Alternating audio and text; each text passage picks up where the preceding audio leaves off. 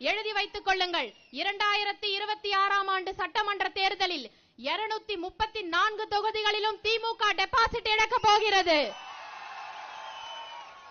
உங்க 75 ஆண்டு கால திராவிட வரலாற்றுக்கு முற்றுப்புள்ளி வைக்கப் போவது இன்றைய இளைய தலைமுறைதான் என்பதை மறந்து விடாதீர்கள். வந்தாரை வாழ வைக்கும் தமிழ்நாடு என்பது பழைய வரலாறு. நம்பி வந்தோரை வாழ வைத்தார் தளபதி என்பது புதிய வரலாறு. மக்களுக்கான நல்ல தீர்ப்பு கிடைக்க வேண்டும் என்று நாளைய தீர்ப்பில் நடித்த எங்கள் தலைவா, உங்களுக்கான தீர்ப்பு மக்கள் மன்றத்தில் எழுதப்பட்டு விட்டது. 1967இல் CN அண்ணாதுரை எனும் நான் என ஒலித்த குரல், 1977இல் MG ராமச்சந்திரன் எனும் நான் என ஒலித்த குரல், 2026இல்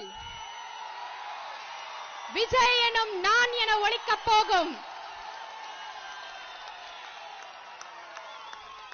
வெற்றி தலைவரின் வெற்றி குரல் ஏழைகளின் குரலாக,